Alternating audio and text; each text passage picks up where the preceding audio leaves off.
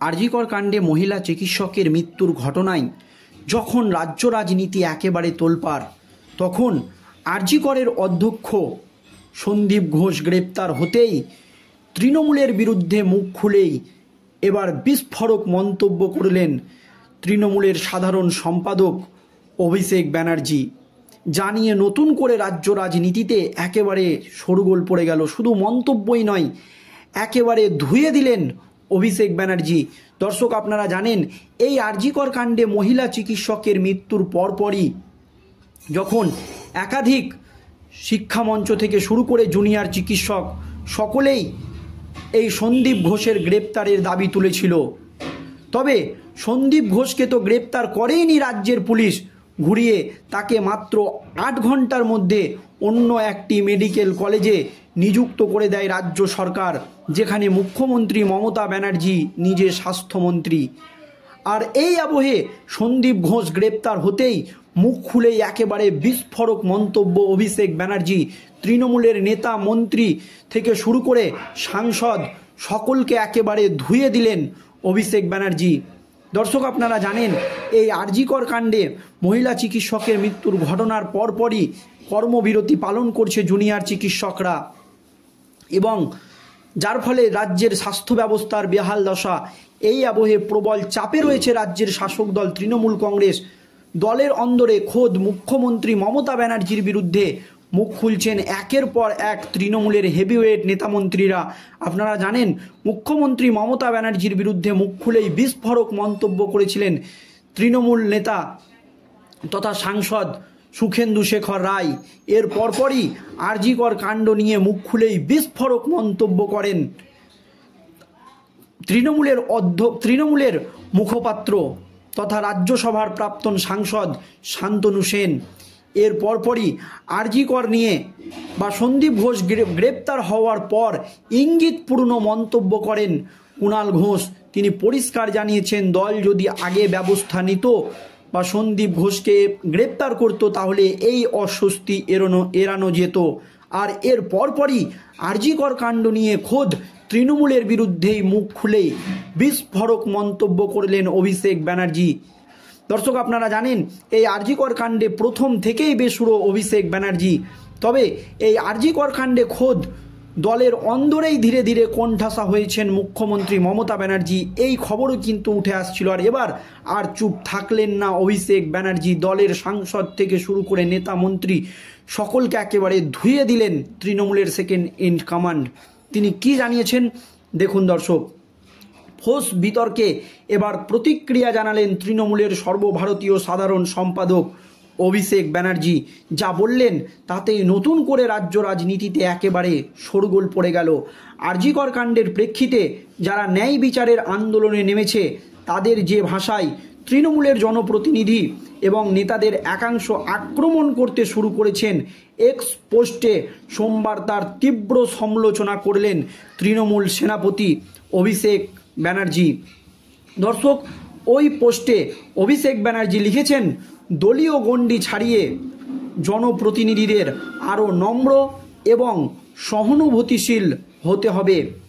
আমি তৃণমূলের সকলকে অনুরোধ করছি, চিকিৎসক বা নাগরিক সমাজের উদ্দেশ্যে কটু কথা না বলার জন্য। প্রত্যেকেরই প্রতিবাদ করার এবং নিজের মত প্রকাশ করার অধিকার রয়েছে। এটা পশ্চিমবঙ্গকে অন্যান্য বিজেপি শাসিত রাজ্য থেকে আলাদা করেছে। আমরা বুলডোজার মডেল এবং রাজনৈতিক নিপীড়নের কৌশলের বিরুদ্ধে আন্তরিকভাবে লড়াই করছি। এর পরপরই আরও বিস্ফোরক হয়ে ওঠেন অভিষেক ব্যানার্জি। ওই পোস্টে আরজিকর কাণ্ডের উল্লেখ করে তিনি লিখেছেন, এই ধরনের ভয়াবহ ঘটনার পুনরাবৃত্তি যাতে না হয় তা নিশ্চিত করতে হবে। পদক্ষেপ করার এখন সময়। বাংলাকে অবশ্যই এই লড়াইয়ে ঐক্যবদ্ধভাবে দাঁড়াতে হবে। যতক্ষণ না অপরাধীদের শাস্তি এবং রাজ্য ও কেন্দ্র সরকার উভয়ের দ্বারা একটি ধর্ষণ বিরোধী আইন প্রণয়ন করা হয়, ততক্ষণ না পর্যন্ত থামবে না। তাহলে কে থামবে না? কার দিকে ইঙ্গিত দিয়েছেন অভিষেক ব্যানার্জি? এই নিয়ে একটি প্রশ্ন দর্শক উঠে গিয়েছে। আরজিকর কাণ্ডের প্রতিবাদে নাগরিক সমাজের আন্দোলনের বিরুদ্ধে গত কয়েকদিনে তৃণমূলের সাংসদ বিধায়ক নেতারা যেভাবে বিষোদাগার করে চলেছে, সেই আবহে অভিষেকের এই মন্তব্য যথেষ্ট তাৎপর্যপূর্ণ বলে মনে করছে রাজনৈতিকবিদদের একাংশ। ঘটনাচক্রে গত 28শে আগস্ট টিএমসিপির প্রতিষ্ঠা দিবসের সভায় দলনেত্রীর একটি মন্তব্যের পর বা মুখ্যমন্ত্রী মমতা বন্দ্যোপাধ্যায়ের একটি মন্তব্যের পর এই প্রবণতার সূচনা হয়েছে বলে অভিযোগ।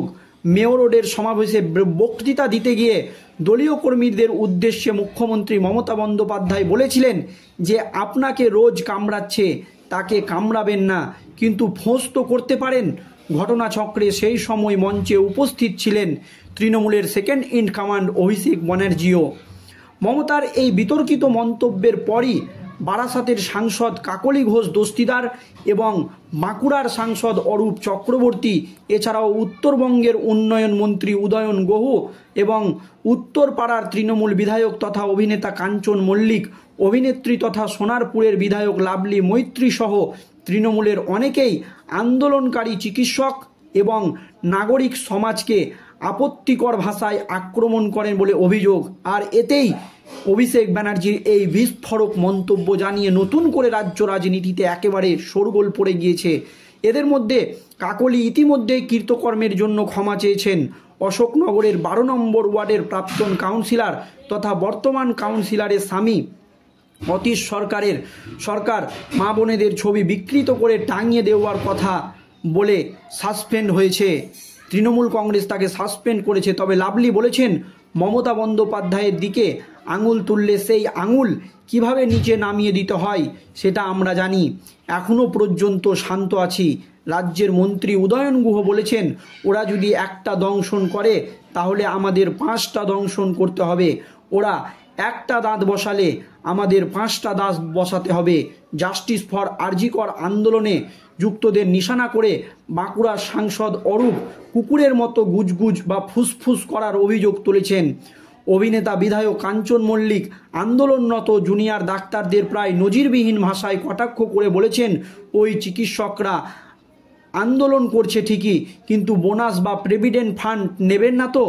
রাজনৈতিক পর্যবেক্ষকদের একাংশ মনে করছে নাগরিক আন্দোলনের চাপ ক্রমশই বাড়তেই অসংলগ্ন কথা বলছে শাসক দলের ওই নেতাকর্মীরা।